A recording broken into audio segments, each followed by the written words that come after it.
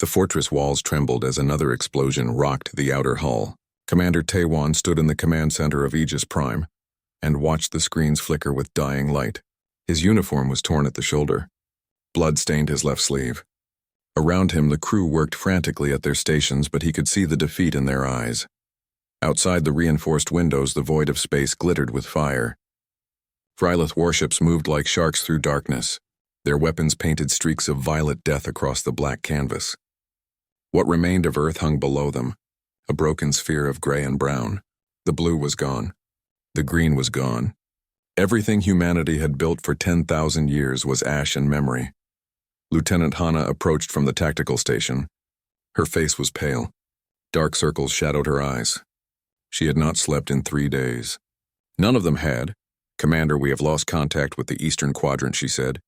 Her voice was steady, but Taiwan heard the tremor underneath. "They broke through Section 7. We have maybe 2 hours before they reach the core." Taiwan nodded slowly. He had known this moment would come. They all had. Ghost Squadron had fought for 6 years across 100 worlds. They had won battles that should have been impossible. They had saved millions. But you could not win a war when the enemy numbered in the billions and your own forces dwindled to thousands. "How many do we have left?" he asked. Hana checked her data pad. 43 combat-ready personnel, another 60 wounded in the medical bay. Civilians are already evacuating on the last transport ships. 43. Taiwan remembered when Ghost Squadron had numbered in the thousands. Elite soldiers from every nation that once existed on Earth: Korean, Japanese, American, European, African, all united under one banner, one purpose: survival. Now they were 43. He walked to the center of the command deck. The Ghost Squadron emblem glowed on the main screen above him. A phoenix clutching a broken sword. The symbol had become legend among the scattered remnants of humanity. Hope in metal and fire, but legends died too. "Open all channels," Taiwan said. His voice carried across the quiet room. "Every station, every frequency. I want everyone to hear this." Private Jiwan looked up from the communications console. She was young, too young for this war. Her hands shook as she activated the broadcast array. "Sir, all channels are open. You are transmitting across the entire sector." Taiwan took a breath. He thought of his wife, dead 5 years now in the fall of New Seoul. He thought of his daughter. He did not know if she still lived somewhere in the refugee fleets. He thought of every soldier he had led into battle. Every face that would never come home. "This is Commander Taiwan of Ghost Squadron," he began. "To all human forces, to all survivors, to anyone who can hear this transmission, I am officially disbanding Ghost Squadron effective immediately." He heard gasps around the command center. Hana stepped forward, but he raised his hand. "We have fought with everything we had. We have given our blood and our futures. We have stood when others fell. But the war is over. We have lost. Aegis Prime will fall within hours. The Vrylith will complete what they started 6 years ago. Humanity as a civilization ends today." His words echoed through the speakers, across the fortress, across the void. On distant ships fleeing into deep space, people stopped and listened. In hidden bunkers on dead worlds, survivors pressed close to their radios. "I release every member of Ghost Squadron from duty." Taiwan continued. "You owe nothing more. Run, hide, survive however you can. Find peace if peace exists anywhere in this galaxy. Remember Earth. Remember what we were. Remember that we fought until the very end." He gestured to Jiwan. "Display the emblem." The phoenix and broken sword filled every screen, every monitor, every display across human space. It burned bright against the darkness.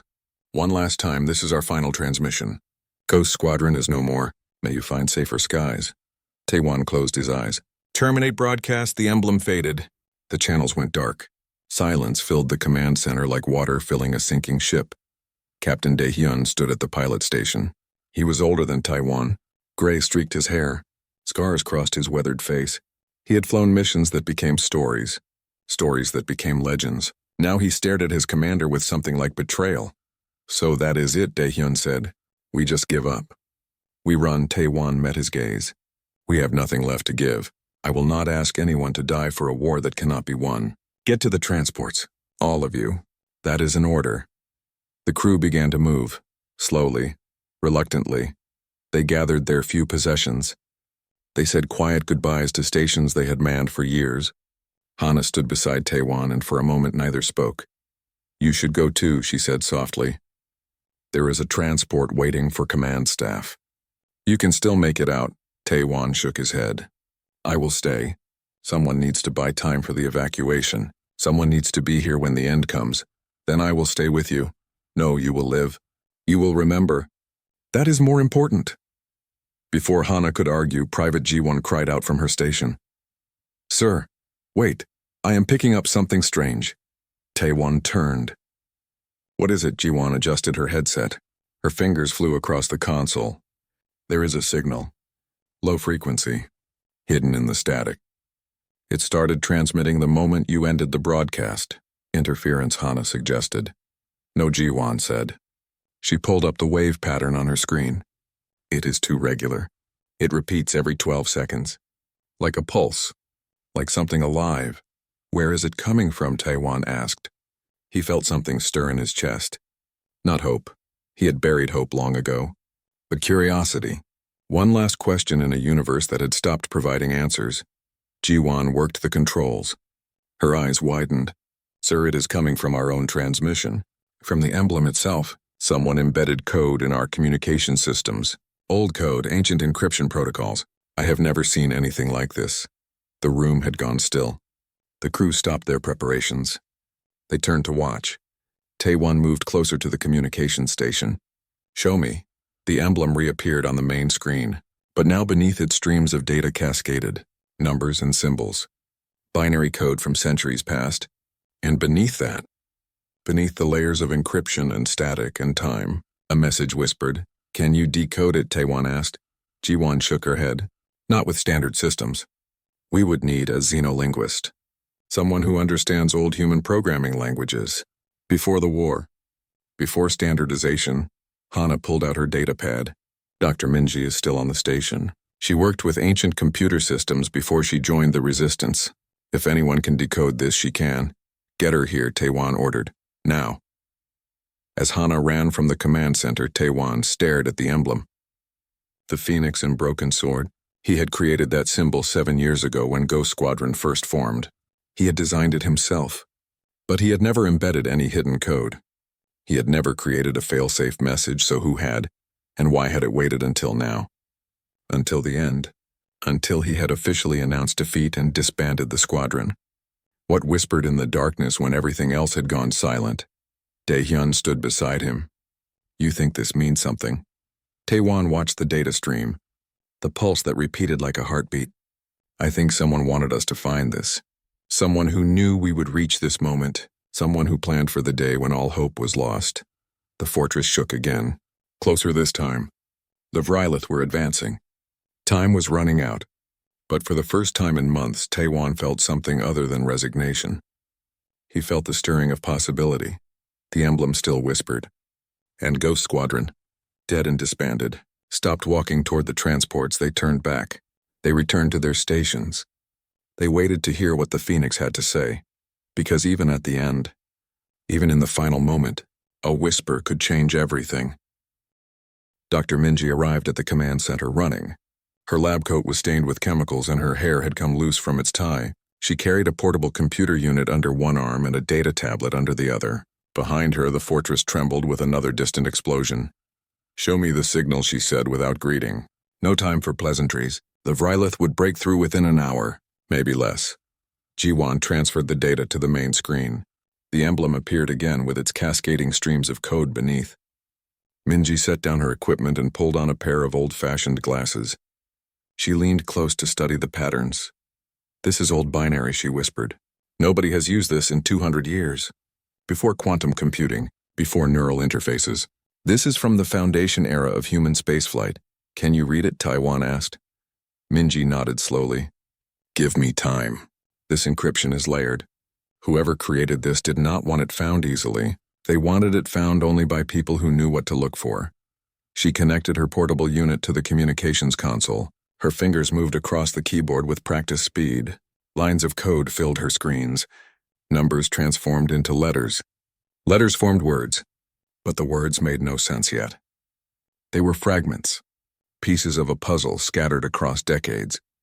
Hana stood at the tactical display watching enemy positions. Commander, the Vrylith have breached Section 4. They are moving through the lower levels. We have maybe 40 minutes. Keep working, Taewon said to Minji. Everyone else prepared defensive positions. If they reach this level before we decode the message, we hold them here. Understood. The remaining members of Ghost Squadron moved into action. They grabbed weapons from the armory lockers. They positioned themselves at corridor entrances. Daehyun powered up the command center blast doors.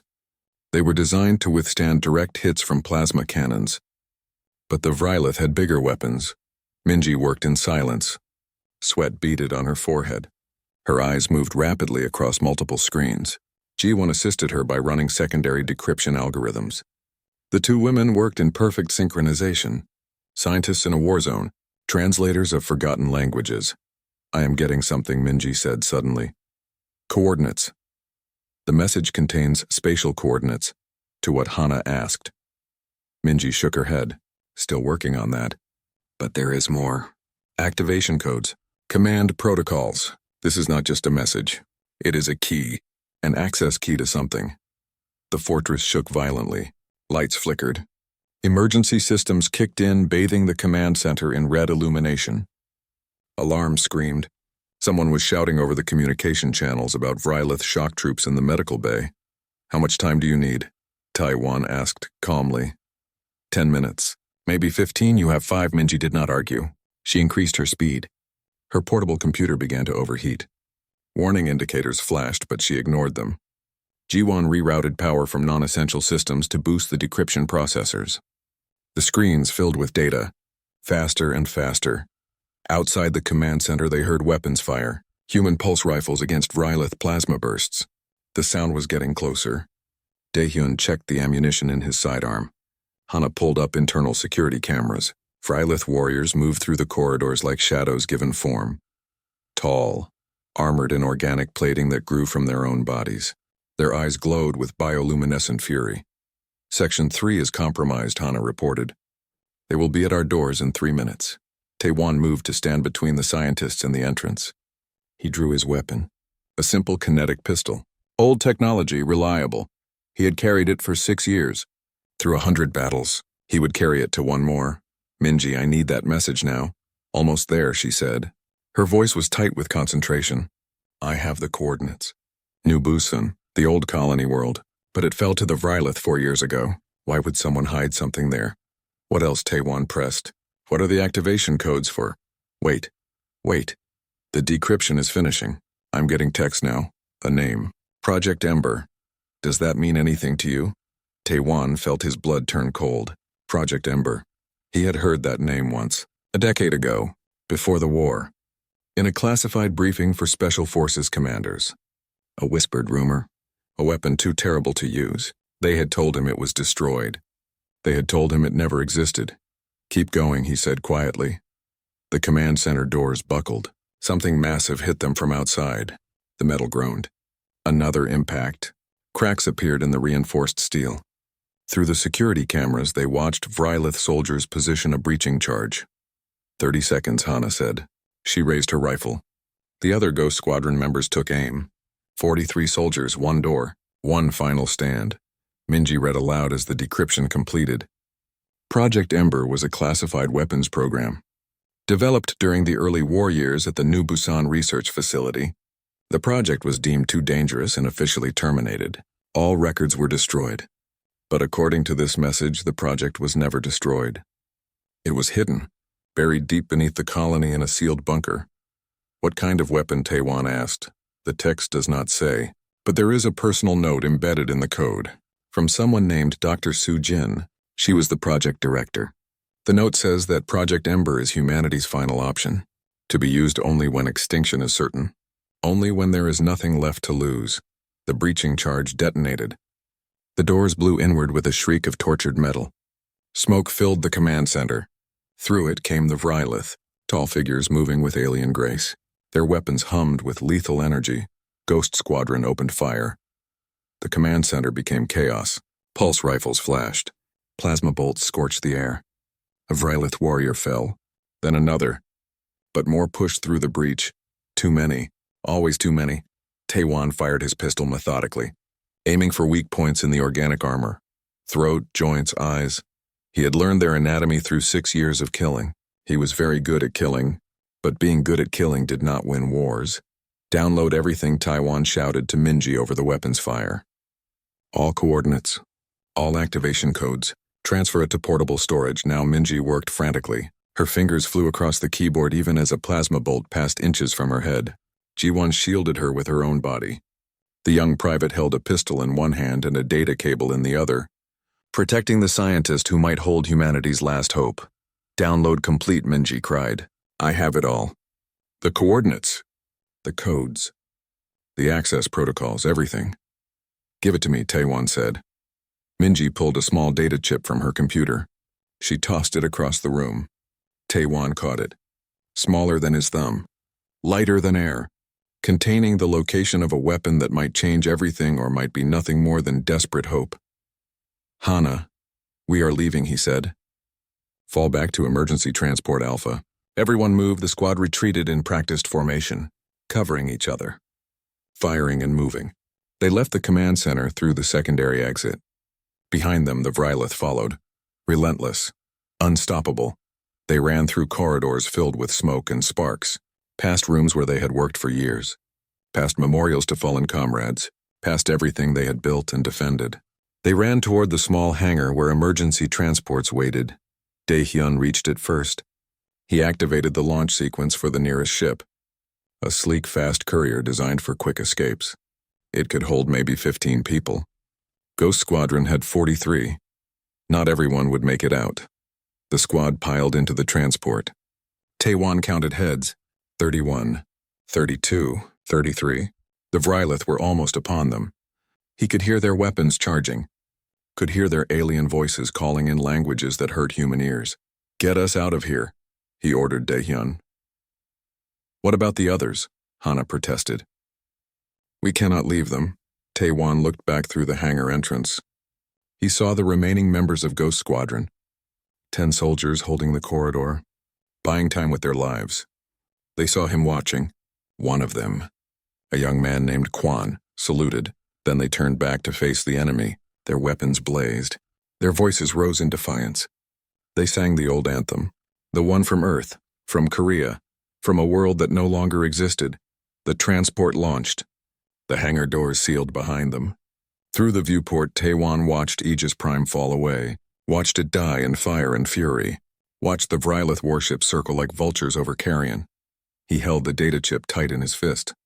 Project Ember, hidden on New Busan, a world deep in enemy territory, a world swarming with aliens who wanted humanity extinct. They would have to steal a ship, infiltrate enemy space, find a buried bunker that might not even exist anymore. It was impossible, suicidal, insane, but it was all they had left.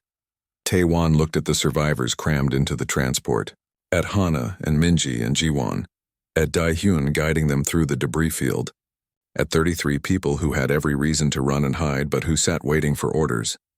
Set course for the outer reaches, he said. We need to regroup. We need to plan. And we need to find a way to reach New Busan. The transport vanished into the dark. Behind them, Aegis Prime exploded. The last human fortress died.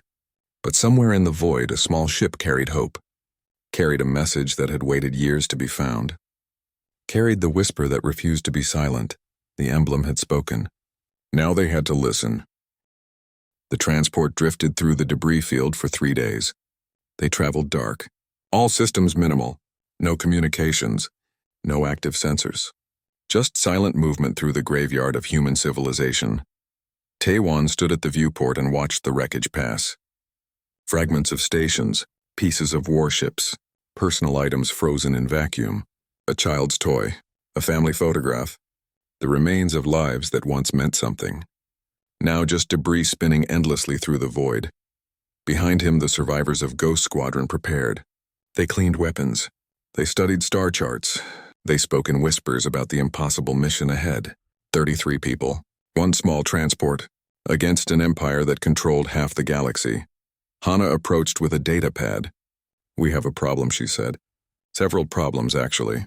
Tell me. New Busan is 12 light-years into Vrylith-controlled space. We do not have the fuel to reach it. Even if we did, every sensor net between here and there would detect us.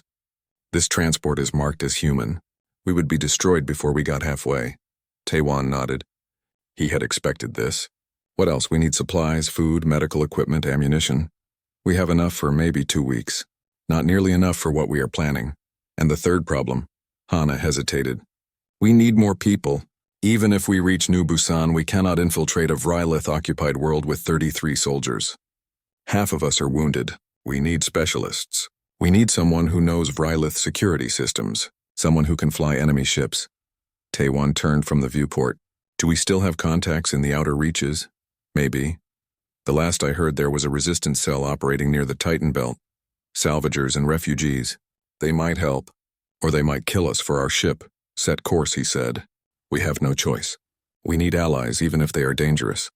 Daehyun guided the transport toward the outer reaches. It took 4 more days. 4 days of rationing food. 4 days of wondering if the Vrylith had followed them. 4 days of watching the wounded struggle in the cramped medical bay. On the 5th day, they reached the Titan Belt. Thousands of asteroids orbiting a dead gas giant. Hidden among the rocks were ships. Dozens of them. Human vessels scarred and patched. Survivors who refused to run deeper into the galaxy. Who stayed near human space even though human space no longer existed. A voice crackled over their communications. Identify yourself or be destroyed. This is Commander Taewon of Ghost Squadron. We request permission to dock. Long silence. Then laughter. Ghost Squadron, we heard you were all dead. We heard Aegis Prime fell. It did, Taewon replied. We are what remains. Another pause. What do you want here, Commander? Supplies, information, and volunteers for a mission. What kind of mission? The kind that might end the war. More laughter. Bitter this time. The war is already over, Commander. The Vrylith won. We are just waiting to die, then you have nothing to lose by helping us, Taewon said. Let us dock. Hear what we have to say. Then decide. The voice went silent. Minutes passed. Then a set of coordinates appeared on their navigation screen. Docking Bay 7. Come alone. If this is a trick, you will die quickly. Understood. Taewon took Hana and 2 soldiers. They left the transport and crossed through a pressurized tunnel into the asteroid base. It was crude, carved from rock and ice. Lighting was minimal. The air smelled of recycled waste and desperation. A woman met them in the docking bay. She was tall, muscular. Her head was shaved and scars crossed her face like a map of violence. She carried a plasma rifle casually in one hand. I am Yuna, she said. I run security here. You must be very brave or very stupid to come to us, Commander. Maybe both. I am both, Taewon agreed. Thank you for seeing us. Yuna studied him with hard eyes. I knew Ghost Squadron once. Before the fall, I served under you for 6 months during the defense of Titan Station. You saved my life. So I will listen, but make it quick. We have our own problems. She led them deeper into the base, through corridors filled with refugees, families huddled in makeshift shelters, children with hollow eyes, old people who had lost everything. The outer reaches was where humanity came to die slowly instead of quickly. They entered a command room. Crude but functional, other people waited there. Leaders of the resistance cell, a gray-haired engineer named Kyung-soo, a young woman barely 18 named Bora. Others whose names Taewon did not catch, speak, Yuna said. Taewon told them everything. About the hidden message in the emblem. About Project Ember. About New Busan and the weapon buried there. He did not lie. He did not promise easy victory. He laid out the truth. It was a desperate plan with almost no chance of success. When he finished, Kyung-soo laughed. You want us to help you fly into the heart of Vrylith space. Find a weapon that might not exist, all based on a message hidden in a symbol. Commander, that is not a mission. That is suicide with extra steps, yes, Taewon said. But it is the only chance we have. We do not have chances anymore, Kyung-soo replied. We have slow death or fast death. Those are the options, Bora spoke up. Her voice was quiet but steady. What if he is right? What if there really is a weapon? What if we could fight back? Fight back with what Kyung-soo snapped. We have salvaged ships and scrap metal. The Vrylith have armadas. We are insects to them. Yuna raised her hand for silence. She looked at Taewon for a long moment. I lost my family on Titan Station. My husband. My 2 sons. The Vrylith took everything from me. If there is even the smallest chance to hurt them back, I will take it. Count me in. You are insane, Kyung-soo said. Probably Yuna agreed. But I am also tired of hiding. Tired of waiting for the end. If I am going to die, I want to die doing something that matters. Others in the room began to nod. Slowly at first. Then with more conviction, Bora stood. I volunteer. I'm young, but I can fight. I can fly. Use me. One by one, people declared themselves. Not everyone. Some stayed silent. Some shook their heads and left the room. But enough. More than Taewon had hoped for. By the end, they had 20 new volunteers. Enough to crew a proper assault ship if they could find one. We have something that might work, Kyung-soo said grudgingly. We captured a Vrylith stealth corvette 6 months ago. Managed to keep it hidden. We have been trying to understand its systems. With the right crew, we might be able to fly it. Show me, Taewon said. They descended deeper into the asteroid, through tunnels that had been carved over years, into a hidden hangar. There it waited. The Vrylith ship, sleek and organic. It looked like it had been grown rather than built. Dark metal that seemed to absorb light. Weapons that folded into the hull when not needed. It is beautiful and terrifying, Hana whispered. Kyung-soo approached the ship. He ran his hand along the hull. We call it Shadow Dancer. Vrylith use biological computers, living systems. The ship is partly alive. It responds to neural commands. We have been teaching it to accept human pilots, but it is difficult. Can you make it work, Taewon asked. Given time, yes. Maybe a week. Maybe more, we do not have more. We have 3 days. After that, the Vrylith will expand their sensor nets. They will find this place. They will find us, Kyung-soo swore. Then I will work night and day. But I cannot promise anything, promise to try. That is all I ask. The next 3 days were chaos. Kyung-soo and his engineers worked on the ship constantly. Rewiring systems, reprogramming the biological computer, teaching it to accept commands in human languages. Minji helped by analyzing Vrylith code structures. She worked beside the engineer, translating alien logic into something humans could understand. Meanwhile, Yuna trained the combined force, Ghost Squadron veterans and Outer Reaches volunteers. They learned to work together. They practiced breaching drills. They studied intelligence reports on New Busan. 4 years of Vrylith occupation. The colony was now a breeding world. Millions of aliens where once hundreds of thousands of humans had lived. On the 3rd night, Taewon could not sleep. He walked through the base looking at the people who had volunteered. Some were professional soldiers. Others were farmers, teachers, engineers, people who had no business fighting a war. But they were all that remained. He found Bora sitting alone in the mess hall. She held a photograph, a family picture. Parents and a younger brother. You should be running, he said gently. Find a colony ship heading for deep space. Live a real life, Bora looked up. There are no real lives anymore, Commander. Only the ones we make from what is left. My family died on New Busan when the Vrylith came. If there is something there, some weapon that can hurt them, I need to be part of finding it. Taewon sat beside her. I cannot promise we will succeed, I know, but you are promising we will try. That is more than anyone else has offered. On the morning of the 4th day, Kyung-soo emerged from the hangar. His face was gray with exhaustion. His clothes were soaked with sweat and grease. But he was smiling. She will fly, he announced. Shadow Dancer will accept human pilots. The stealth systems are operational. We have maybe a 60% chance of making it through Vrylith space undetected. And the other 40%, Hana asked, we die. Kyung-soo said simply, but those are better odds than staying here. The volunteers boarded the Vrylith ship. It was cramped, designed for aliens with different proportions, but it would hold them. Barely. They loaded supplies, weapons. Everything they could carry. Taewon stood at the airlock. He looked back at the asteroid base, at the people remaining behind. They waved. Some saluted. They knew most of the volunteers would not return. Take care of them. Taewon said to the base commander. Shadow Dancer moved through Vrylith space like a ghost. 7 days of constant tension. 7 days of barely breathing whenever enemy patrols passed. The stealth systems held. Barely. Kyung-soo spent every waking hour monitoring the biological computer, making adjustments, whispering to the ship like it was a nervous animal. On the 6th day, they passed through the graveyard of the human fleet. Hundreds of ships frozen in their death poses. The battle for New Busan had been brutal. 4 years ago, humanity had tried to hold the colony. They had failed. Now the wreckage drifted as a monument to that failure. Bora stood at the viewport and cried silently. Somewhere in that debris field was the ship her family had died on. Yuna stood beside her. Said nothing. Sometimes silence was the only comfort. "We are approaching New Busan Day," Hyun announced.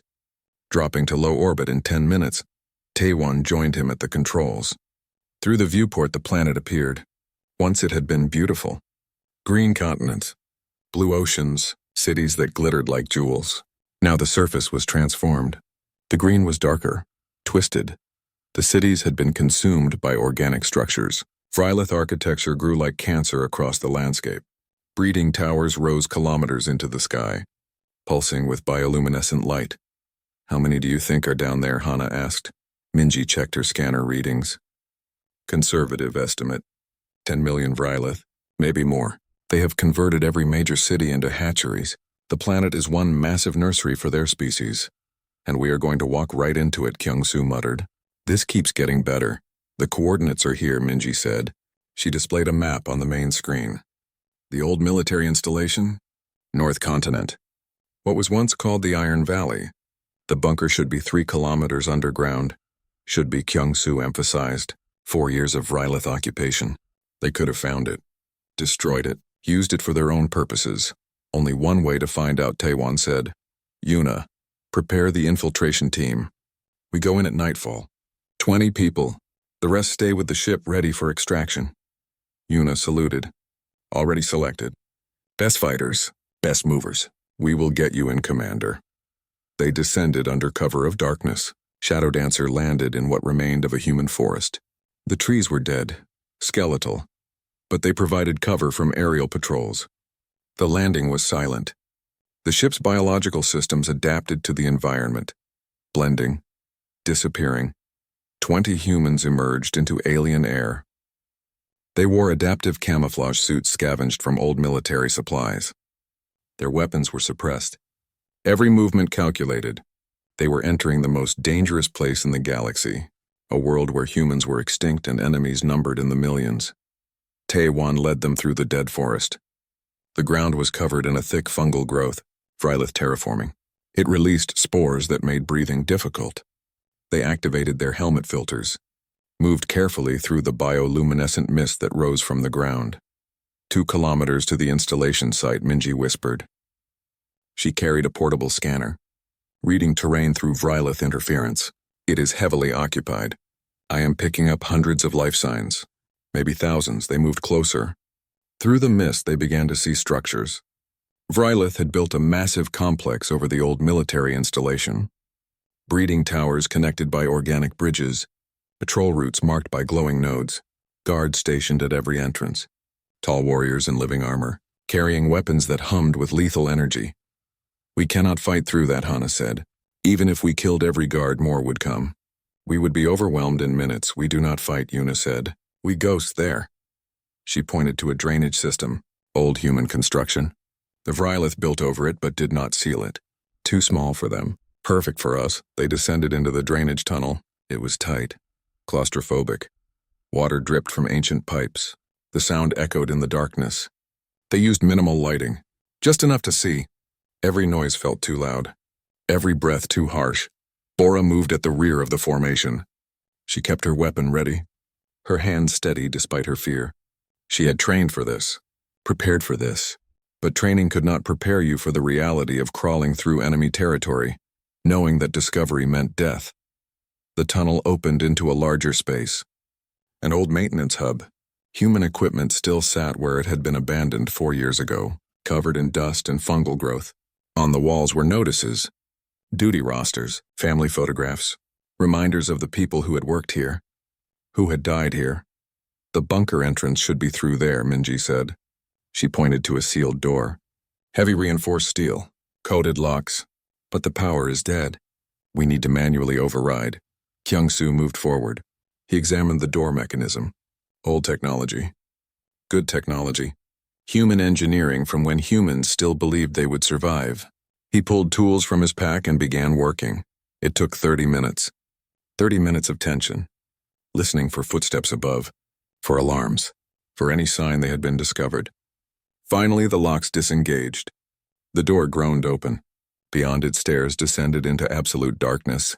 "Stay close," Taewon ordered. "Watch your spacing." Unknown environment ahead, they descended. Down and down. The stairs seemed endless, built to reach deep into the planet's crust, away from bombardment, away from detection, away from everything. Emergency lighting flickered on as they passed, powered by backup generators that had waited 4 years for activation. At the bottom, they found another door. This one was different, polished, unmarked. A biometric scanner sat beside it, still glowing with soft blue light. "It is active," Minji said. "The bunker has independent power. Fusion generators? They could run for centuries. But the scanner requires human DNA," Kyung-soo said. "Command-level authorization. That means it was designed for people like me," Taewon finished. He placed his hand on the scanner, felt it prick his skin, draw blood, analyzed, the seconds stretched. Then a tone sounded. "Green light." The door unsealed with a hiss of pressurized air. "Welcome, Commander," a voice said. "Artificial female, warm. You are 4 years late but still within acceptable parameters. Please enter."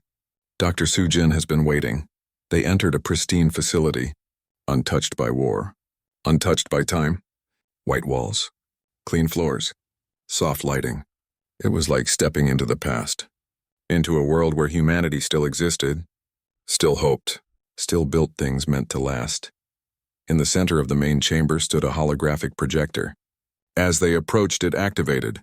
Light coalesced into form. A woman appeared, middle-aged, wearing a lab coat. Her expression was sad but determined. "Hello," she said.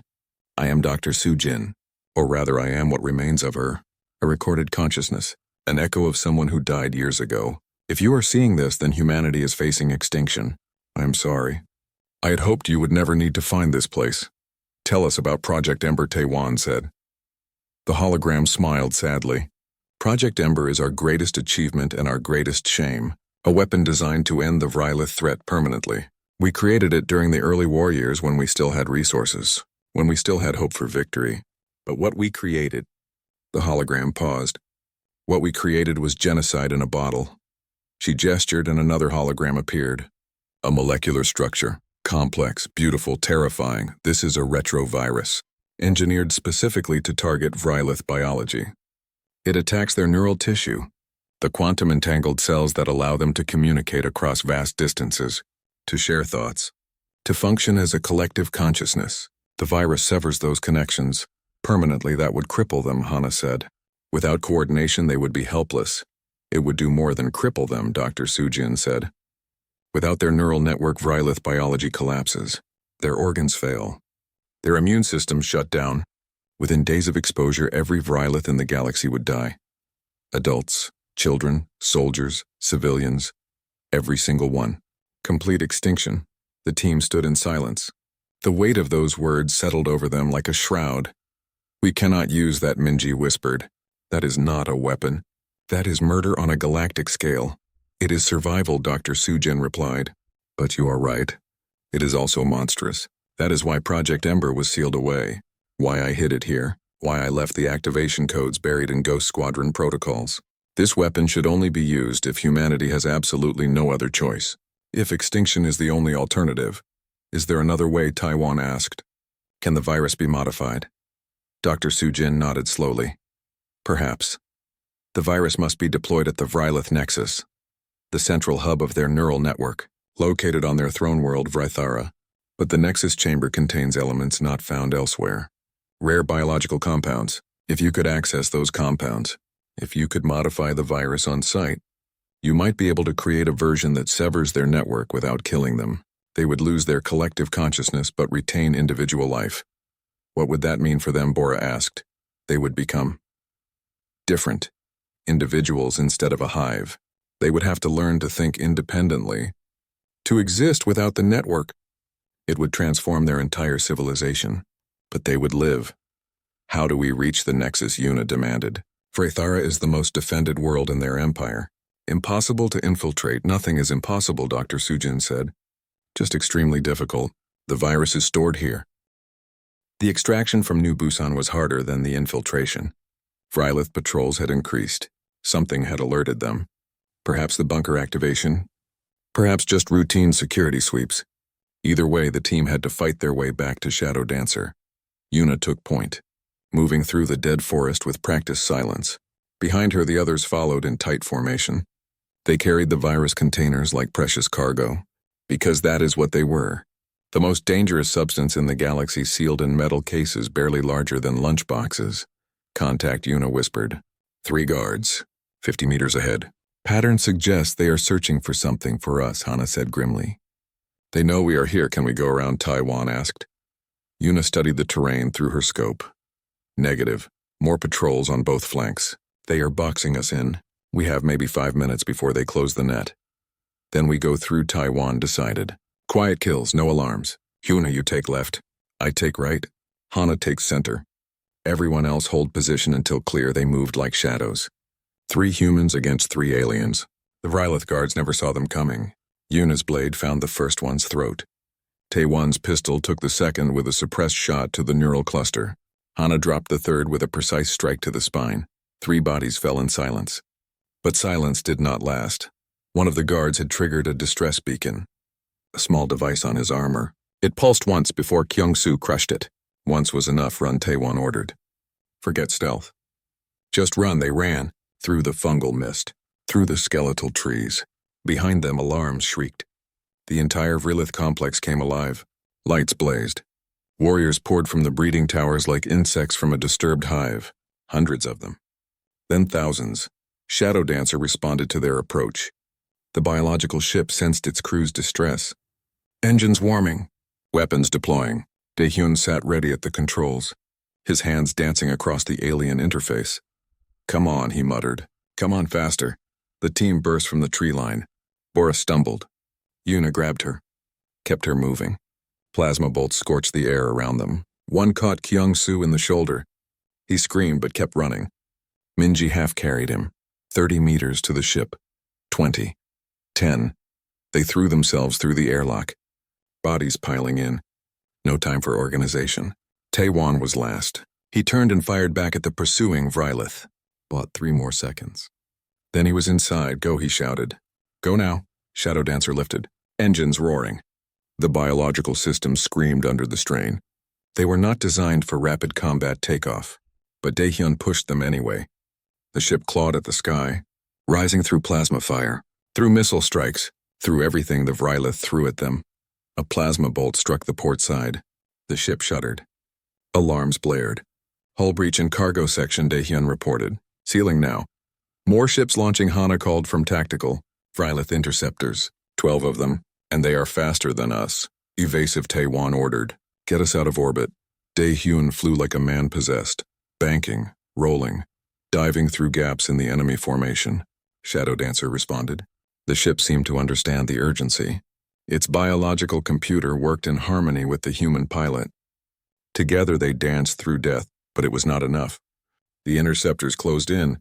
Their weapons locked on. Shadow Dancer could not outrun them, could not outfight them. We need a miracle, Daehyun said. Then they got one. A massive explosion bloomed on the planet's surface. One of the breeding towers erupted in fire. Kyung-soo had planted charges in the bunker before they left, set on a timer. Now the charges detonated. The tower collapsed. Thousands of tons of organic material crashing down. The Vrylith interceptors broke off pursuit, returning to the planet, to the crisis, to save what could be saved. Shadow Dancer escaped into the black, damaged, bleeding atmosphere. But alive, they jumped to hyperspace. Random coordinates. Just to get away. To buy time. When they dropped back to normal space, they were alone. Drifting in empty void between stars. Status report, Taewon said. Kyung-soo limped to the engineering console. His shoulder was bandaged, his face pale with pain. Hull breach is sealed. Main systems functional, but we lost 20% of our stealth capability. The damage is too extensive. I cannot repair it without a shipyard, which means we cannot sneak into Vrythara space, Hana said. They will detect us long before we reach the throne world. Taewon sat heavily in the command chair, the weight of failure pressing down on him. They had the weapon. They had the knowledge. But they could not deliver it. Could not reach the target. Around him the crew waited. 53 people looking to him for answers, for hope. For a miracle he did not have. There is another option, Minji said quietly. She stood at the science station, her datapad glowing. I have been analyzing the virus, studying Dr. Sujin's notes. The modification is possible without reaching the nexus. Everyone turned to look at her. Explain, Taiwan said. The original virus is designed to spread through the Vrylith neural network. Minji continued. It uses their quantum-entangled biology against them. Once introduced to any Vrylith, it propagates through their entire species within hours. That is what makes it so effective. And so terrible, we know this, Hana said impatiently. What is your point? My point is that we do not need to reach Vrithara. We can deploy the virus anywhere there are Vrylith, any planet, any ship, any single alien. It will spread from there to their entire species. But you said it could be modified, Yuna said. To not kill them, to just sever the network. Minji nodded. Yes, I can make that modification. I have the equipment here. The knowledge, but she hesitated. But I cannot be certain it will work. The compounds from the Nexus chamber would make it reliable. Guaranteed. Without them, I am estimating. Guessing. There is maybe a 60% chance the modified virus does what we want, and a 40% chance it kills them anyway. Silence fell over the ship. Heavy as a planet, Daehyun spoke first. So our options are deploy the genocide virus with 100% certainty of extinction, or deploy the modified virus with 60% chance of mercy and 40% chance of accidental genocide anyway. That is correct, Minji said. Bora stood, her young face set with determination. We try the modified version. We have to try. Even if the chance is small. Even if we might fail. We have to try to be better than them. Better than them, Kyung-soo said bitterly. They destroyed Earth, they killed billions. They showed no mercy. Why should we? Because if we do not, then what was the point of fighting, Hana replied. If we become like them, we have already lost. The war was never just about survival. It was about remaining human. Remaining human does not matter if we are extinct, Kyung-soo shot back. The argument escalated. Voices rising, people taking sides. Some agreed with Kyung-soo. Humanity first. Survival at any cost. Others agreed with Hana and Bora. Mercy even for enemies. Even now. Even at the edge of extinction, Yuna listened to them argue. Then she spoke, her voice cutting through the noise. I lost everything to the Vrylith. My husband. My sons, my world. I have more reason than anyone here to want them dead. All of them. Every single one, she paused. Looked at the virus containers, but killing Vrylith children will not bring my children back. Destroying their species will not restore mine. It will just make me a murderer. And I refuse to die a murderer. I vote for the modified virus. I vote for mercy. Others began to speak, sharing their stories, their losses, their pain. One by one they voted. Some for genocide, most for mercy. When it was done, 40 people had voted for the modified virus. 13 had voted for the original. Taiwan had not voted. He sat listening, thinking. The weight of command had never been heavier. Finally, he stood. We will use the modified virus. Minji will begin work immediately. We will deploy it at the nearest Vrylith population center, and we will pray that it works the way we hope. And if it does not, Kyung-soo demanded. If 60% becomes the wrong side of the odds, if we accidentally commit genocide anyway, what then, Commander? Then we live with that burden, Taewon said quietly. We carry that weight for the rest of our lives. But at least we tried. At least we chose mercy over vengeance. That has to matter. That has to mean something. Minji began her work. For 3 days she labored over the virus, modifying genetic sequences, adjusting protein structures, testing and retesting. The ship drifted through empty space, waiting, watching, hoping. On the 3rd day she emerged from the medical bay. Her eyes were red, her hands trembled, but she held a single vial, small, clear, filled with amber liquid. It is done, she said. The modified virus. As close as I can make it without the Nexus compounds. I have run every simulation, every test. The math says 60% chance of working correctly. The math might be wrong. Then we trust the math, Taewon said. He took the vial, held it up to the light. So small a thing. To hold such power, such consequence. Where is the nearest Vrylith world? Hana checked tactical. 3 days' travel. A colony world, lightly defended. Population approximately 5 million, set course, Taewon ordered. We end this. One way or another, the journey was quiet. People prepared in their own ways. Some prayed, some wrote letters to family members who might be dead. Some simply sat and stared at nothing, processing, accepting, making peace with what they were about to do. Taiwan stood at the viewport watching stars slide past. Hana joined him. "Are we doing the right thing?" she asked. The first hour was silence. Shadow Dancer held position in high orbit. Every sensor focused on the colony below, monitoring, watching, waiting for signs of what they had unleashed. Minji sat at her station, eyes fixed on biological readouts, heart pounding so hard she could hear it in her ears. Beside her, Hana watched tactical displays, ready for retaliation, ready for the Vrylith fleet to converge and destroy them for what they had done. But nothing happened. The colony continued its normal patterns. Ships came and went. The cities pulsed with their strange organic light. Everything seemed normal. Then the first report came. "Vrylith communication traffic is increasing," Ji-Wan said from communications. "Massive spike across all frequencies. They are talking to each other." "No. Wait." She adjusted her headset. "They are screaming at each other." "What are they saying?" Taiwan asked. Ji-Wan worked the translation algorithms. Her face went pale. "They are confused, frightened. They keep saying something is wrong with the network, that they cannot feel the others anymore, that they are alone. The virus is working," Minji breathed. "It is severing the connections. Just like it was designed to do." "Are they dying?" Bora asked. "Please tell me they are not dying." Minji checked her biological scanners, focusing on the colony, on individual life signs. No deaths detected. Vital signs are stable. Elevated stress markers, but nothing fatal. They are alive. They are just alone for the first time in their existence. The crew exhaled collectively, relief mixed with disbelief. It had worked. The 60% chance had come through. They had not committed genocide. They had not become monsters, but the consequences were just beginning.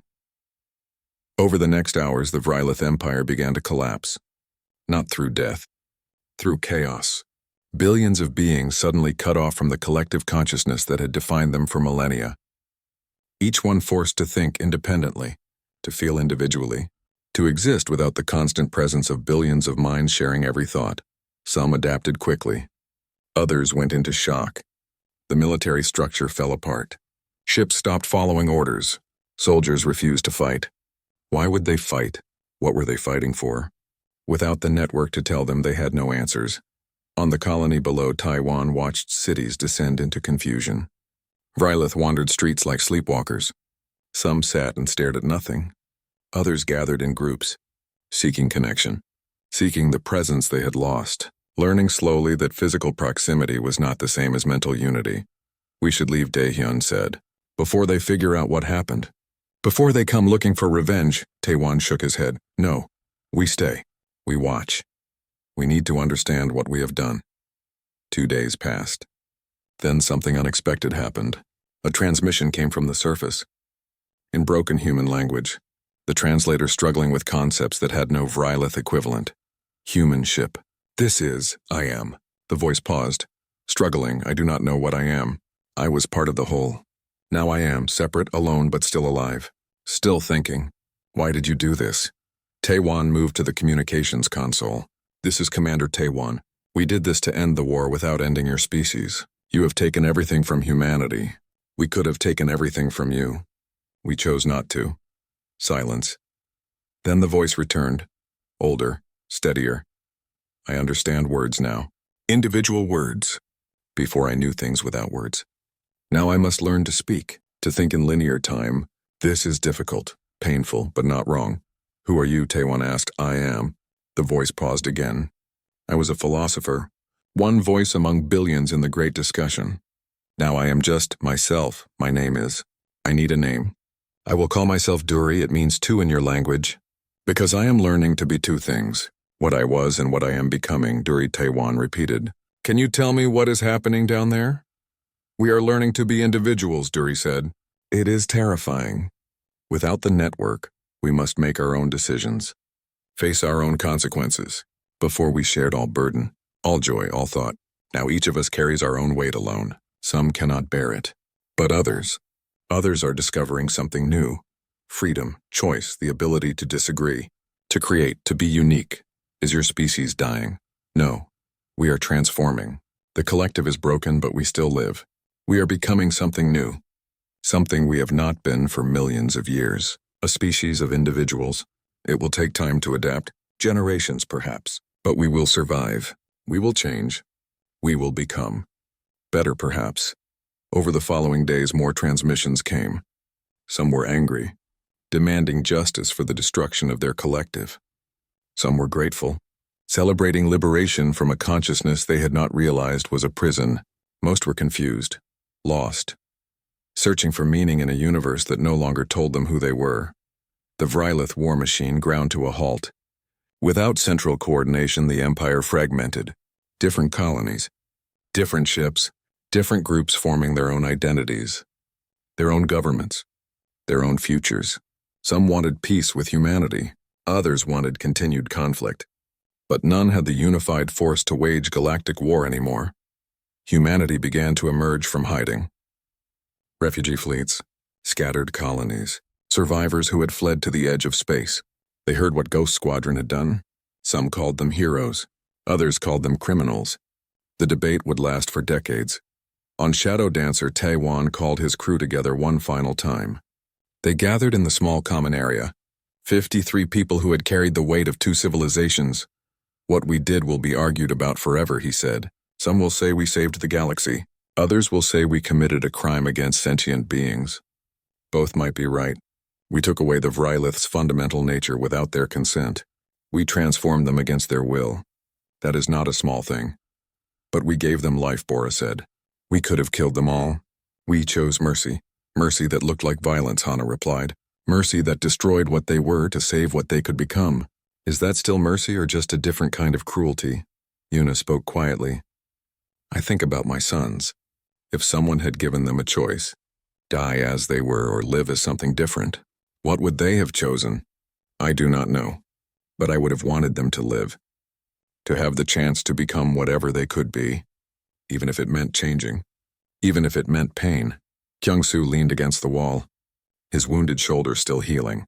The Vrylith took everything from us without choice, our worlds, our families, our future.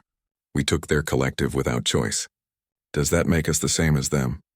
Or does the fact that we agonized over it, that we tried to choose the lesser evil, does that make us different? I think it makes us human, Minji said. Humans make mistakes. Humans struggle with impossible choices. Humans try to do better even when better is not clear. The Vrylith collective never struggled, never doubted, never chose. They just were. Now they have the chance to choose, to struggle, to grow. That is the gift we gave them, even if it feels like a curse. Taewon looked at each of them. The people who had followed him into darkness, who had trusted him with decisions that would echo through history. We cannot know if we did the right thing. Maybe there was no right thing, only less wrong choices. But we made our choice. We live with it. And we hope that 50 years from now, 100 years from now, both species will look back and say we chose wisdom over revenge. What do we do now? Daehyun asked. Where do we go? Home, Taewon said. We go back to human space. We help rebuild. We testify to what we did. We face judgment if judgment comes. We do not hide from our actions. We stand by them and accept the consequences. And the Emblem Jiwon asked, what does it mean now? The phoenix and the broken sword. Taewon looked at the symbol displayed on the wall. The image that had carried them through 6 years of war. Through the darkest moment of human history. Through choices that would define generations. It means that strength is not just in wielding the sword, he said. Sometimes true strength is in breaking it, in choosing not to use the ultimate weapon even when you could. The phoenix rises not because it destroyed everything around it, but because it chose to be reborn into something better than what it was. He stood, touched the emblem with his hand. When I first designed this, I thought the broken sword represented defeat. Our weapons were not enough. Our strength had failed. But now I see it differently. The sword is not broken in failure. It is broken by choice, by the decision to stop cutting, to stop killing, to find another way. That is what makes us human, Hana said softly. Not that we are peaceful. We are not. But that we can choose peace even when violence would be easier, even when violence would be justified. Shadow Dancer set course for human space. The journey would take weeks. During that time, the crew rested, healed, processed what they had done. They received messages from both species, from humans rebuilding on dead worlds, from Vrylith learning to speak in singular voices. One message came from Duri, the Vrylith philosopher who had chosen his own name, who had chosen to reach across the void to beings he once thought of as enemies.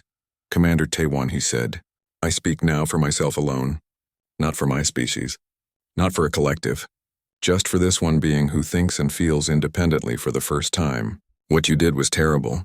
You took from us something precious, the unity, the belonging, the perfect understanding that came from billions of minds joined as one. But you also gave us something, the ability to be wrong,